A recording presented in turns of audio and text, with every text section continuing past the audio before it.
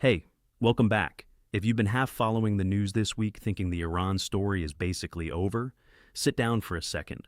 Because what just got signed is a lot stranger than peace deal. There's a particular kind of quiet that shows up after a long fight. Not the quiet of resolution, but the quiet of exhaustion. Two sides stop swinging, somebody calls it a win, and everyone moves on before anyone checks what was actually won. That's roughly where the United States and Iran are this week. A framework got signed, markets cheered, and almost nobody is asking the one question that matters. What did 4 months of war actually buy America? So, let's slow down and check. Here's the official version. The United States and Iran have reached a tentative agreement to wind down a conflict that's been running for roughly 4 months.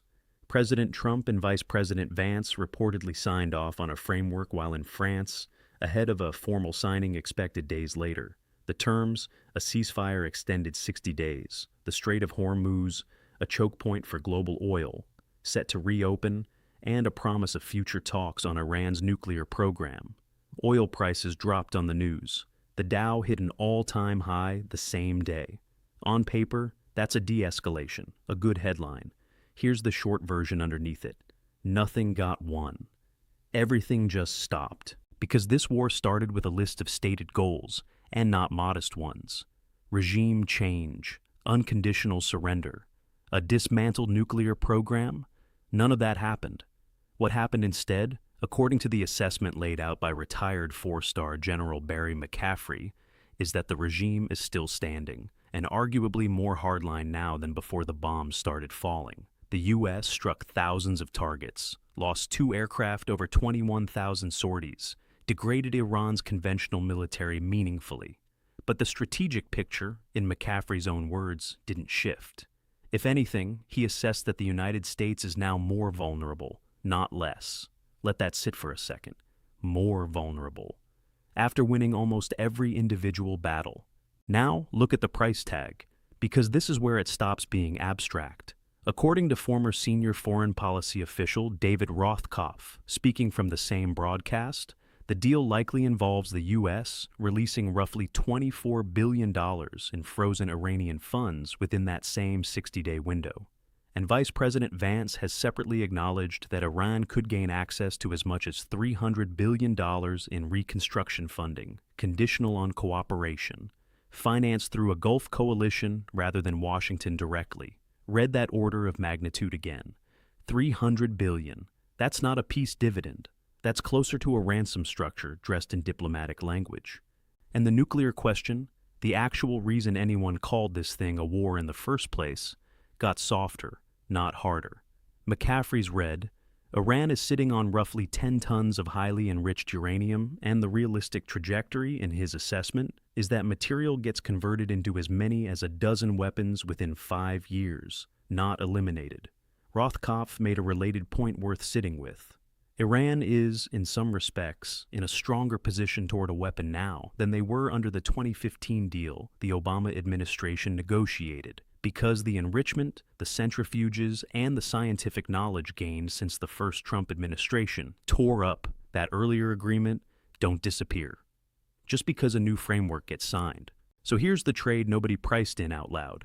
America spent 4 months of war, 13 American lives, thousands of Iranian lives, and a global energy shock. To arrive, more or less, back at the negotiating table, Iran has been sitting at for over a decade.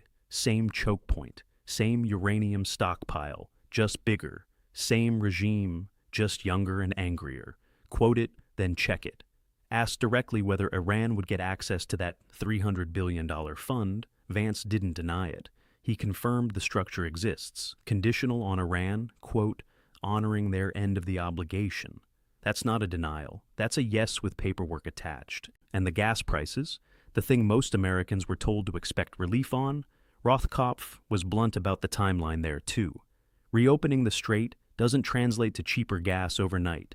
Oil shipments move first. Fertilizer and food-related shipping moves later. And the actual consumer impact, in his estimate, plays out over months, not days. So even the one tangible benefit ordinary Americans were promised arrives late and diluted. Now zoom out, because this isn't just a foreign policy story. It's a domestic one. This war was never voted on by Congress. It was a unilateral decision, and the bill, financial, human, and strategic, landed on the American public without their consent. Even hawkish voices on the right aren't celebrating. Senator Lindsey Graham went on record saying he's worried about exactly the scenario critics predicted: Iran dragging out the 60-day window, month after month, year after year. The way Tehran has historically handled negotiations, it doesn't want to lose. Former President Obama separately offered his own dry assessment that whatever emerges from this round is unlikely to be meaningfully better than the deal his administration already struck back in 2015, before it was torn up.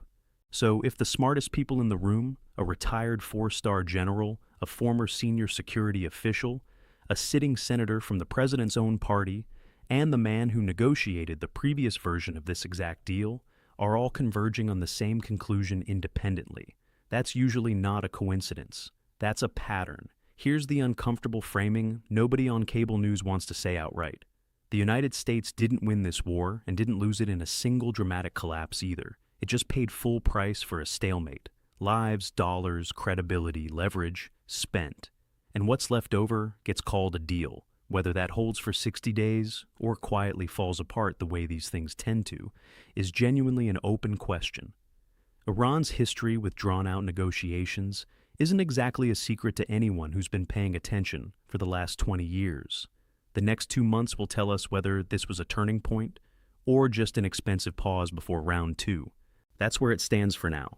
If you want the next update the moment this framework either holds or breaks, you know what to do.